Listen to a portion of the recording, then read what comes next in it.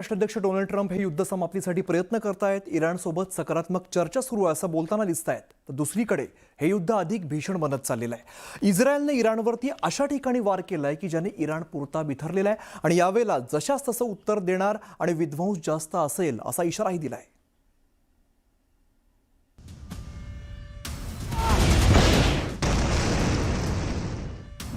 इराणच्या अणुप्रकल्पावर पुन्हा हल्ला. एज्दमध्ये युरेनियम प्रकल्पावर प्रहार. आगीसोबत खेळतोय इस्रायल, इराणचा इशारा. ज्या अणुप्रकल्पामुळे पश्चिम आशियात युद्धाची आग पेटली आहे, इस्रायलनं पुन्हा एकदा त्याच अणुप्रकल्पावर हल्ला केलाय. यावेळी इस्रायलनं इराणच्या एज्द युरेनियम प्रकल्पाला निशाणा बनवलाय. युरेनियम संवर्धनासाठी प्रक्रिया करणाऱ्या प्रकल्पावर हल्ला केल्याचा दावा इस्रायली सैन्यानं केलाय. इराणच्या सरकारी मीडियानं सुद्धा न्यूक्लिअर प्लांटवर हल्ला झाल्याला पुष्टी दिली आहे. यात हेवी वॉटर प्लांट आणि येलो केक प्रोडक्शन प्लांट सुद्धा आहे. इस्रायलनं या हल्ल्यात मध्य इराणमधील एका हेवी वॉटर रिएक्टरला टार्गेट केलंय. या हल्ल्यासाठी इस्रायलला मोठी किंमत मोजावी लागेल असा इशारा इराणचे परराष्ट्र मंत्री अब्बास अराक्ची यांनी दिलाय.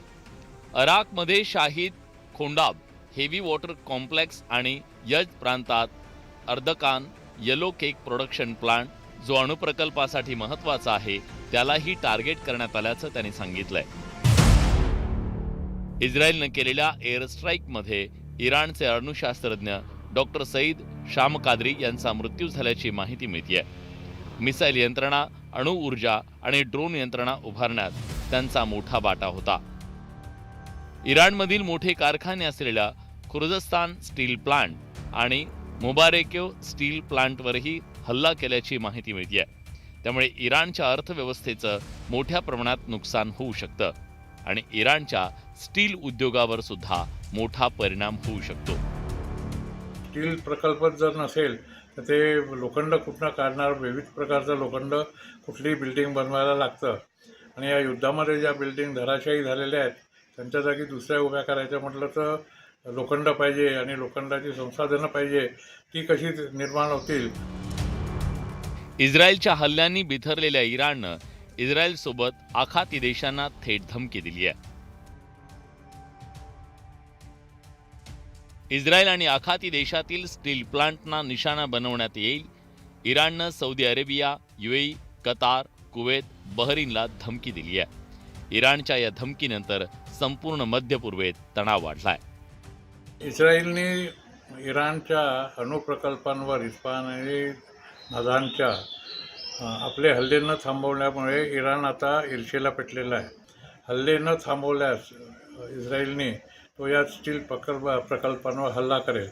याचा अर्थ असा की जे काही त्यांचे संचार चालू आहेत, संरचना चालू आहेत त्या अरबी देशांमध्ये, त्या सगळ्या बंद होतील आणि त्यांचं जे काही नुकसान झालेलं आहे ते सुद्धा भरून काढणं त्यांना मुश्किल होईल. इराणनं केवळ धमकी दिली नाही तर आखाती देशांवर हल्ला सुरू केलाय. सध्या हे हल्ले स्टील प्लांटवर करण्यात आले नसले तरी त्यामुळे आखाती देशातील तणाव कमालीचा वाढलाय. इराणनं UAEतील अबुधाबी आणि दुबई दरम्यान असलेल्या खलिफा इकॉनॉमिक झोनजवळ रोखलेल्या बॅलिस्टिक क्षेपणास्त्राच्या अवशेषांमुळे 3 ठिकाणी आग लागली. या घटनेत 6 जण जखमी झाले. ओमानच्या सलाला बंदरावर ड्रोननं हल्ला केला. त्यात एक परदेशी कर्मचारी जखमी झाला आणि एका क्रेनचं नुकसान झालं. बहरीनमध्ये इराणनं लक्ष केलेल्या ठिकाणी लागलेली आग नागरी संरक्षण दलानं विझवली.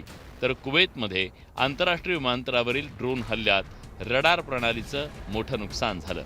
एकीकडे इराणनं जोरदार हल्ले सुरू केलेले असताना आता हुती बंडखोरही या संघर्षात सामील झालेत. येमेनमधील हुती बंडखोरांनी सुमारे 2000 किलोमीटर अंतरावरून इस्रायलच्या दक्षिणेकडील परिसराला लक्ष करून बॅलिस्टिक क्षेपणास्त्र डागली आहेत. गेल्या महिनाभर सुरू असलेल्या युद्धाकडून इराणही तीव्र दिलाय.